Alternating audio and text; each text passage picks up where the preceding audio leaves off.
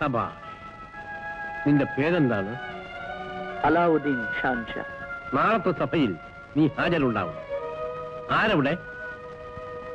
അലാവുദ്ദീനെ അകമ്പടിയോടുകൂടി വീട്ടിലെത്തി. ഷാൻഷാ. കുമാരി രോഷ്നിയെ നാം കാണണമെന്ന് പറയും.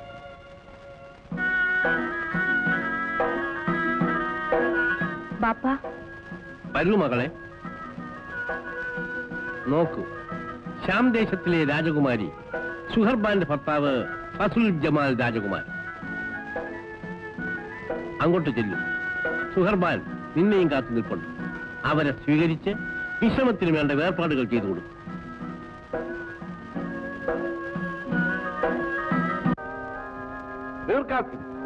നിങ്ങൾ ഈ രാജ്യത്തെ സേനാനായകനാണ്. ഈ രാജ്യത്ത് നടക്കുന്ന കൊള്ളയെയും അക്രമങ്ങളെയും കുറിച്ച് നിങ്ങൾ എന്ത് പറയുന്നു? ഷാൻഷാ, ഞാൻ അന്വേഷിക്കാം.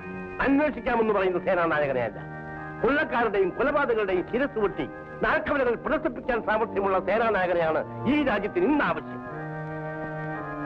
മുഹമ്മദ് ഹുസൈൻ, അങ്ങനെ ചോരത്തുറപ്പുള്ള യുവാവ് ബാഗ്ദാദിൽ ഇനിയും ജനിച്ചിട്ടില്ലെന്നുണ്ടോ? ഉണ്ട്, ഞാനുണ്ട്.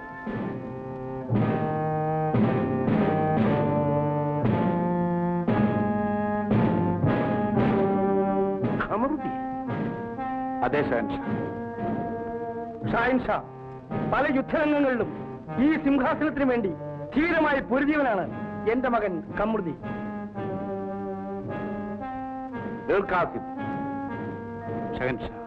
ഇന്നു മുതൽ ബാഗ്ദാദിലെ സേനാനായകന്റെ വാൾ നിങ്ങൾ ഉപേക്ഷിക്കുക. പകരം ബാഗ്ദാദിലെ ഖജനാവിന്റെ താക്കോൽ നാം നിങ്ങളെ ഏൽപ്പിക്കുന്നു. ഷഹൻഷാ, കൽപ്പന പോലെ. കമറുദ്ദീൻ,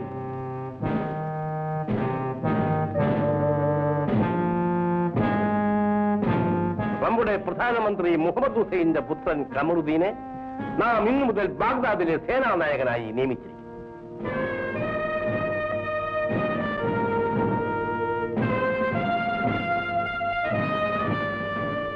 ഈ മണ്ണിൽ വരുന്ന അക്രമത്തിനും അനീതിക്കുമെതിരായി ഈ വാൾ ചലിക്കട്ടെ. കൽപ്പന പോലെ.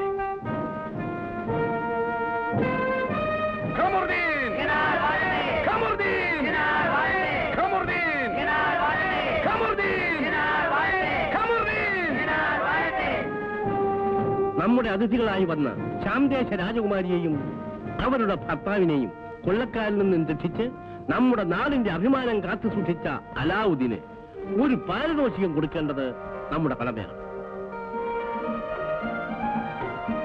അലാവുദ്ദീൻ, അലാവുദ്ദീൻ, നിന്റെ ധീരത ഈ നാട്ടിൽ എല്ലാവർക്കും വഴികാട്ടിയായിരിക്കട്ടെ. നാം നിനക്കിത് സമ്മാനമായി നൽകുന്നു.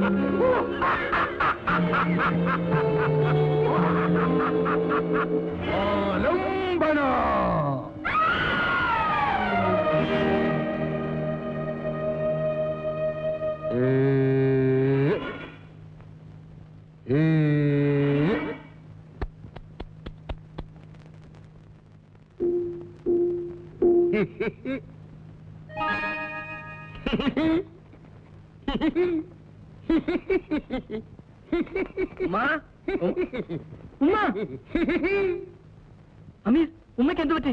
ആലംബന. വിളക്ക് തേച്ചു, ഞാൻ വന്നു. എന്നെ കണ്ട് ഉമ്മ വീണു. പാവം. നിനക്ക് ബുദ്ധിയുണ്ടോ? ഉമ്മയുടെ മുമ്പിലാണോ പ്രത്യക്ഷപ്പെടുന്നത്? അയ്യോ വെള്ളം. നീ മാറ്. ഉമ്മ ഉമ്മ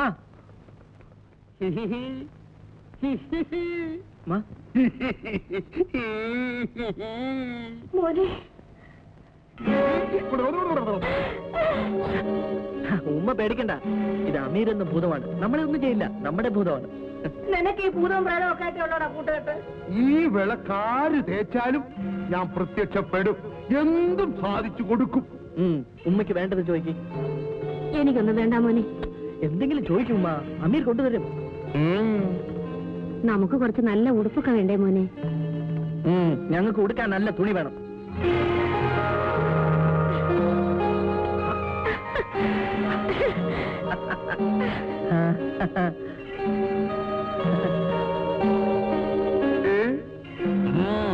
ആവശ്യമുള്ളതെടുത്ത് ധരിച്ചോളൂ.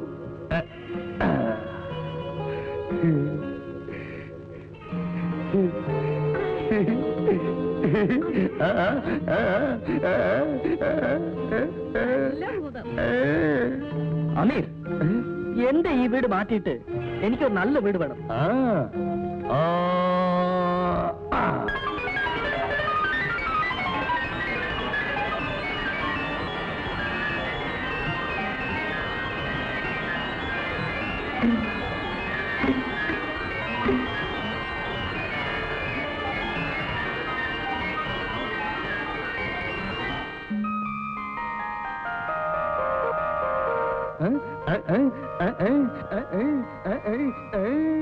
എടാ മോനെ, കൊള്ളവല്ലോടാ നിന്റെ ഭൂതം. ഇപ്പൊ മനസ്സിലായോ ഞാൻ ആരാണെന്ന്? ഞാൻ ഒന്നിനും കൊള്ളാത്തവനാണെന്ന് എന്നെ ചീത്ത വിളിച്ചില്ലേ? ഇനിയിപ്പൊ എന്താ വേണ്ടത്? ഇനി നീ ഇങ്ങനെ നടന്നാ പറ്റില്ല, എന്തെങ്കിലും ഒരു കച്ചവടം തുടങ്ങണം. അത്രയല്ലേ ഉള്ളൂ. അമീർ, എടാ മോനെ, എല്ലാ കാര്യവും നീ ഒറ്റ നിമിഷം കൊണ്ട് അമീറിനോട് പറഞ്ഞ് സാധിച്ചാലേ നാട്ടുകാർക്കൊക്കെ നമ്മളോട് സംശയം തോന്നും. അത് നമുക്ക് ആപത്താ. പിന്നെങ്ങനെ? ഒരു കാര്യം ചെയ്യാം. അന്ന് സാം രാജകുമാരിയെ രക്ഷിച്ചതിന് രാജാവ് നിനക്ക് സമ്മാനിച്ച തുക ഞാൻ സൂക്ഷിച്ചു വെച്ചിട്ടുണ്ട്. അത് വെച്ച് തുടങ്ങിയതാണെന്ന് പറയാം. ഈ വീടും അങ്ങനെ തീർത്തതാണെന്ന് പറഞ്ഞാൽ മതി. പിന്നെ ഭൂതത്തിന്റെ സഹായം കൊണ്ട് നമുക്കെല്ലാം അങ്ങ് വലുതാക്കാം. അപ്പോഴാൾക്കാർ വിശ്വസിക്കും. ശരി ഉമ്മ. മോനെ, അമീറിനെ പറ്റി നീ അതും പറഞ്ഞ് നടക്കരുതേ. അല്ല, ഉമ്മയുടെ പേടിയൊക്കെ മാറിയോ? രക്ഷിക്കുന്നവനോട് പേടിയല്ല മോനെ, ബഹുമാനമാണ് തോന്നുക. നമ്മുടെ കഷ്ടപ്പാട് കണ്ട് പടച്ചോ നമുക്ക് തന്നതാ അമീർ. ഉമ്മ, ഞാൻ പോയി ജമീലയും അബൂബക്കറേയും വിളിച്ചോണ്ട് വരട്ടെ. അവരും ഈ വീടൊന്ന് കാണട്ടെ. അമീർ, നീ പൊക്കേളൂ. ശരി മോനെ.